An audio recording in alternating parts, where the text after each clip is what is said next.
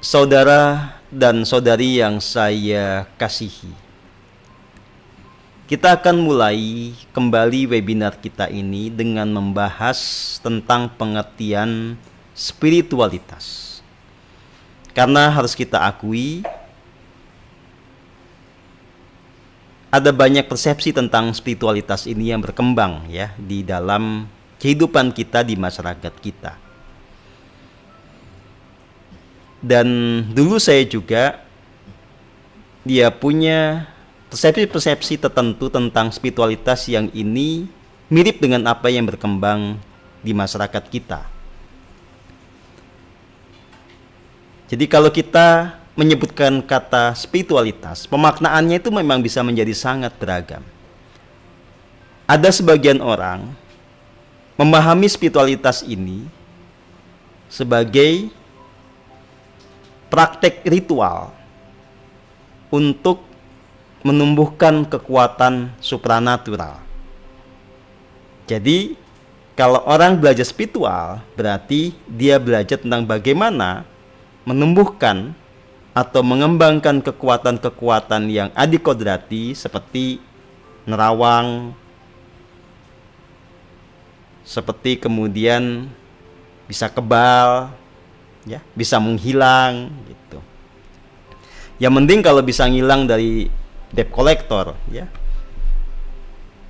Pada kenyataannya ya itu hanya cita-cita yang tidak menjadi kenyataan, tetapi itu ada dalam mindset banyak orang tentang spiritualitas, ya. Nah, ada lagi yang memahami spiritualitas ini sebagai gerakan untuk kembali kepada ajaran leluhur, ya, yang itu kemudian diantitesakan dengan gerakan beragama, ya. Jadi buat sebagian teman-teman pasti ada yang ya di masa lalu ketika bicara tentang spiritualitas, berarti Anda itu diajak untuk nyambung kepada leluhur, untuk hidup sesuai dengan dawuh para leluhur. Dan uniknya adalah nanti ya kita juga nggak akan ngerti leluhur yang kita terhubung dengannya itu leluhur beneran atau siluman ular. Yang memberi dawuh kepada kita itu leluhur beneran atau sebetulnya adalah siluman kodok, kita nggak tahu juga, ya. Nah, ada lagi kalau orang bicara tentang spiritualitas, maka yang ada dalam benak dia itu adalah hal-hal yang wow, ya, hal-hal yang masyarakat kebanyakan nggak bisa memahami. Jadi kalau orang bicara spiritualitas, maka bicara tentang fenomena keindigoan, tentang starseed, anak-anak bintang, tentang alien, ya, tentang channeling, ya macam-macam lah begitu, ya. Gitu. Nah, saya sejujurnya pernah mengalami fase-fase di mana saya punya beragam persepsi itu. Hingga kemudian seiring dengan kematangan di dalam laku spiritual, saya menjadi mengerti bahwa sebetulnya yang sesungguhnya dimaksud dengan spiritualitas itu adalah laku atau tindakan untuk betul-betul menemukan kesejatian, untuk menyadari realitas keilahian di dalam diri. Dan kalau dibahasakan secara lebih sederhana, maka spiritualitas adalah sebuah jalan tentang bagaimana manusia bisa memurnikan dirinya dan menemukan kebahagiaan yang sejati. Nah, kalau kemudian kita kategorisasi, maka orang yang berpersepsi spiritualitas ini bisa dibagi menjadi setidaknya 3 kategori, ya. Satu adalah mereka yang kemudian berspiritual dan malah terjebak di dalam dunia khayalan, ya. Gitu. Jadi hampir tiap hari misalnya bicara tentang komunikasi dengan Lord Astar lah, dengan makhluk-makhluk dari alam cahaya lah, gitu ya. Tapi ya tetap repot di dalam kehidupan keseharian, tetap patah hati, ya, tetap tersinggungan sama temennya dan seterusnya. Kategori kedua adalah mereka yang memahami spiritualitas ini kaitannya dengan menguatkan ego, mengejar tujuan-tujuan egoistik tapi dengan cara metarasional, ya. Nah, sebagian ya ada yang bisa mendapatkan tujuan itu, menjadi kaya lah, menjadi sakti lah, tapi sebagian besar pasti menjadi makin merana, ya. Sakti kagak, kaya kagak, gila iya, gitu. Nah, yang sedang kita jalani adalah bagaimana kita berspiritual dalam pengertian menemukan kebahagiaan sejati yang dimulai atau didahului dengan proses pemurnian jiwa. Ya. Nah, yang ketiga ini pada praktiknya tidak banyak diminati oleh orang. Ya. Karena secara praktis ketika kita memilih mazhab spiritual yang berorientasi pada pemurnian jiwa, prosesnya ternyata tidak gampang. Prosesnya bisa jadi sangat menyakitkan atau menyedihkan. Karena itu pada umumnya memang terkesan mengoyak-oyak ego kita. Ya. Jadi saya kasih ilustrasi. Ya. Kalau Anda memilih mazhab spiritual yang orientasinya adalah menumbuhkan kemampuan supranatural, maka Anda harus punya keberanian untuk menjalankan ritual-ritual yang kadang-kadang memang itu penuh resiko. Ya, ada sebagian yang untuk dapat kekuatan supranatural biasa itu dia harus semedi di kuburan tengah malam atau masuk ke hutan yang dianggap wingit, ya. Oke. Tidak gampang, tetapi ini lebih mudah ketimbang Anda nggak kemana-mana, tapi harus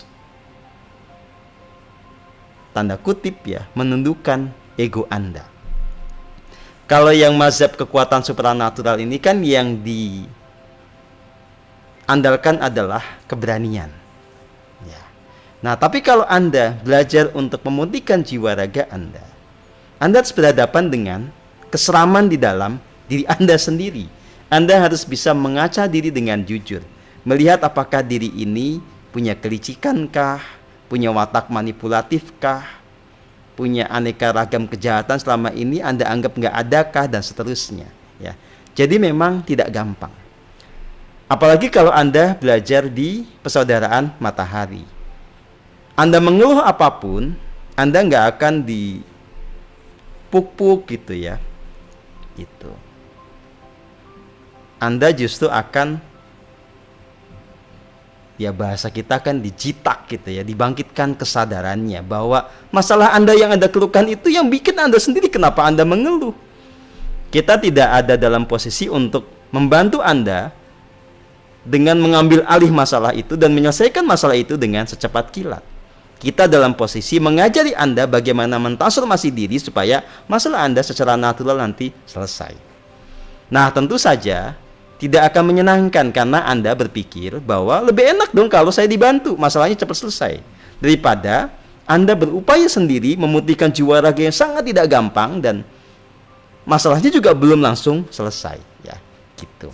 Maka saya bisa sangat memahami kenapa tidak banyak orang yang tertarik dengan hal-hal seperti ini, ya, dengan sebuah jalan spiritual yang membawa kepada kemurnian jiwa dan sama sekali tidak membiarkan Anda terjebak dalam ilusi keinstanan dalam mencapai apapun, ya.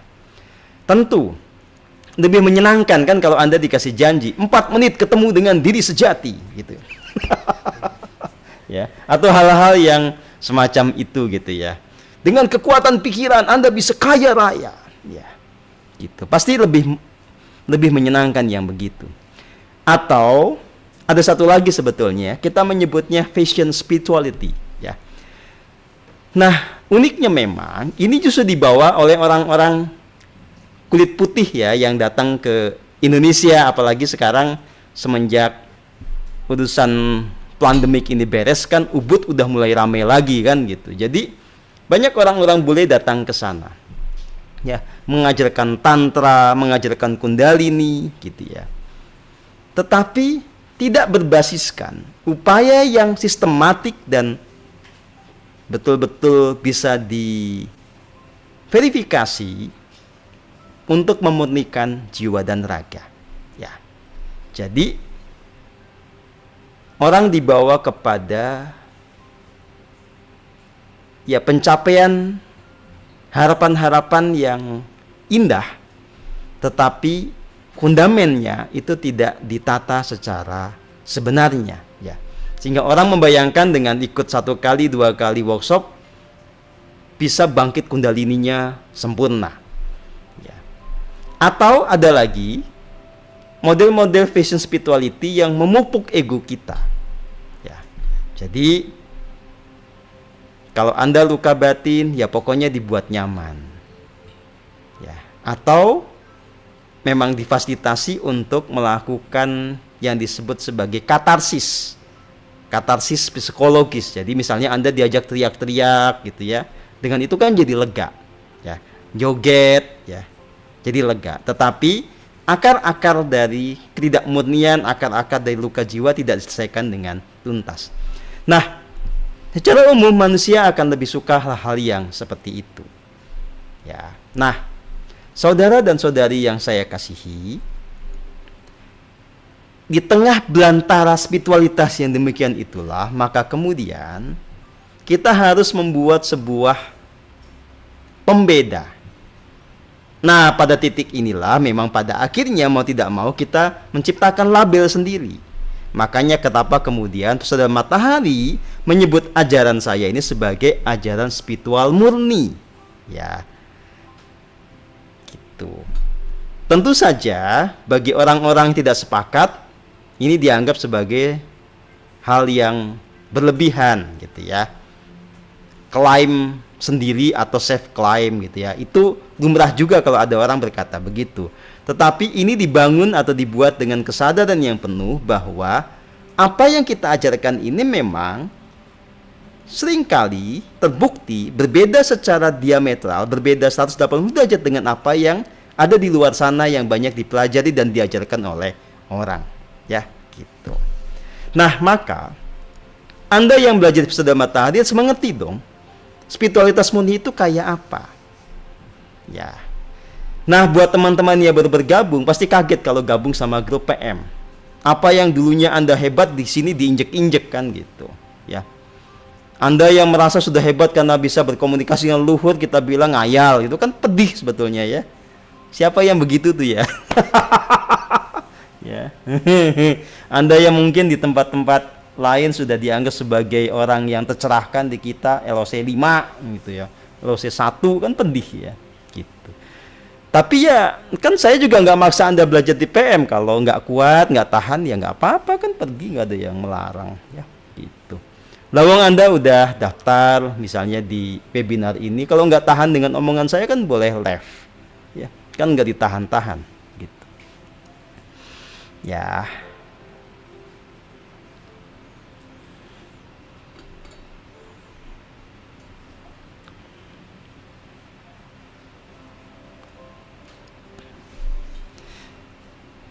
Ya, ini ada yang mengaku namanya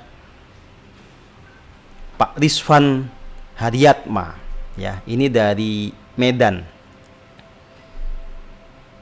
Ini satu perguruan dengan Pak Idam ya. Perguruan yang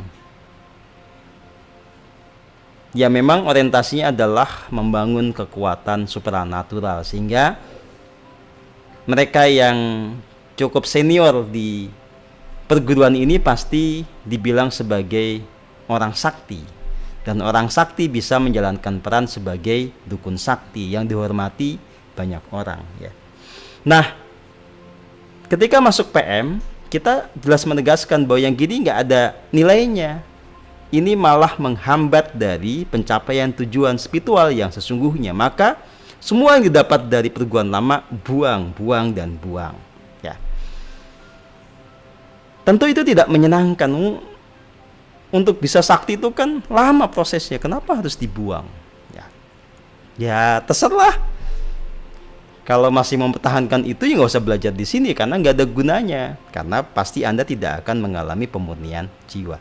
Sama saja dengan teman-teman yang biasa dengan segala ilusi atas nama spiritualitas. Ya, kebanyakan teori, kebanyakan konsep begini, begitu ya. Di kita kan buang, buang, buang, gitu ya.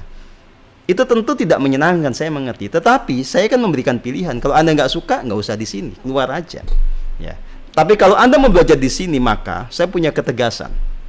Anda harus melepaskan semua konsep yang tidak pernah Anda buktikan.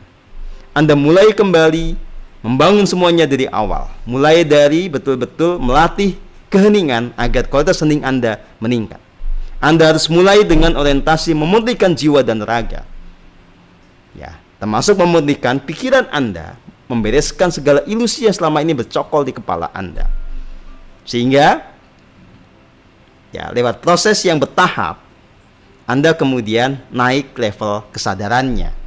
Sehingga Anda nyata-nyata bisa semakin tersembuhkan dari luka batin, semakin disinakan watak angkaranya, dan seterusnya. Termasuk dibereskan segala jejak dosanya dan dibebaskan jiwanya dari jeratan kuasa kegelapan atau demit-demit yang nakal, ya.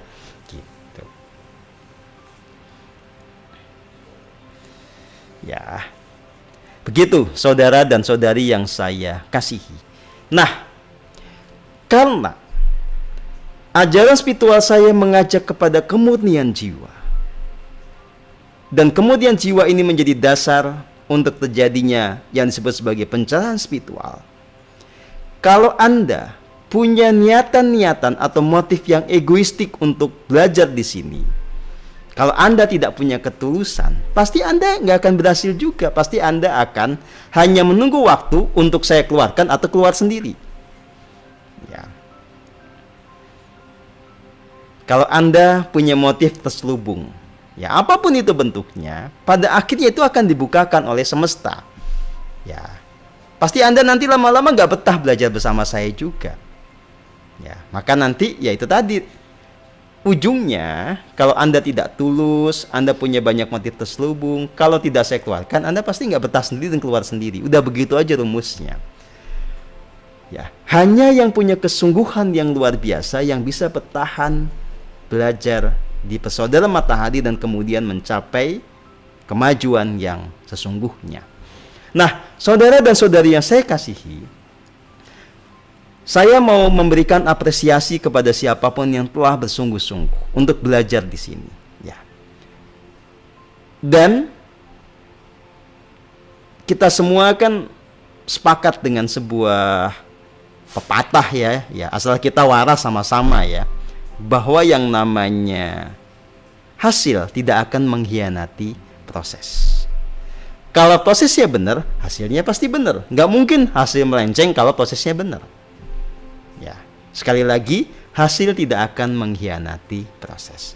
Anda yang mau meningkatkan ketulusan di dalam belajar spiritual, Anda yang mau sungguh-sungguh berproses dengan benar, Anda bersungguh-sungguh menghayati ajaran yang saya sampaikan dan mempraktekannya, itu pasti terjadi perubahan yang signifikan. Maka kita akan punya sebuah parameter evaluasi. Kalau Anda beneran menjalankan hening yang saya sampaikan ini, maka kualitas hening Anda itu lama-lama akan naik. Yang tadinya 0,5% naik jadi 1%, 1% nanti naik 2%, nanti lama-lama stabil di 4%, 5%, 6%, dan seterusnya.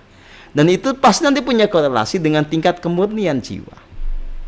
Yang tadinya LOC-nya 5 naik jadi 10, naik jadi 50, naik jadi 70, lama-lama 150 dan terus ke atas. Itu nyata terjadi. Ya. Tetapi Anda boleh perhatikan semua yang melakukan itu, termasuk yang Anda jalani sendiri. Kalau Anda tetap sombong, tetap merasa sudah pintar, tetap merasa Yang diajarin Pak Setio nggak beda kok dengan yang saya mengerti, sama aja lah, sama dengan yang di luar sana. Itu pasti Anda tidak akan berhasil. Ya. Coba dititeni, diperhatikan dengan seksama. Yang berhasil adalah yang mau mengosongkan gelasnya, mau meluruhkan keakuannya, tidak ngambek ketika dijitak, tidak ngambek ketika ditutuk pakai centong. Ya. Walaupun itu tutukannya adalah virtual, ya, tapi kan tetap kerasa. Gitu. Ya. Nah, saya juga memperhatikan kalau teman-teman yang udah kebanyakan teori spiritual, bisa bersita tentang Buddha, bisa bersita tentang macam-macam gitu ya, tapi sebetulnya nggak bisa hening, itu stabil nanti elosinya. Bukan stabil benar, bukan stabil tinggi, stabil elosi 1. Ya, gitu. Jadi dari bulan ke bulan ya begitu aja stabil. Gitu. Ini sama sekali bukan contoh yang bagus. Ini contoh orang yang keras kepala, yang tidak berniat belajar. Hanya pengen mendapatkan pembenaran, hanya pengen mendapatkan pujian, untuk dinyatakan sebagai orang yang sudah tercerahkan. Loh, kalau udah tercerahkan ngapain gabung di sini? Ya. Nah, teman-teman semua, silahkan direnungkan apa yang saya ucapkan. Ya, ini pengantar dari saya. Nanti kita bisa diskusi, teman-teman bebas untuk bertanya. Kita akan lanjutkan setelah kita ngaso sekitar 15-20 menit ya. Gitu. Terima kasih banyak. Kita jumpa lagi 15-20 menit ke depan. Terima kasih.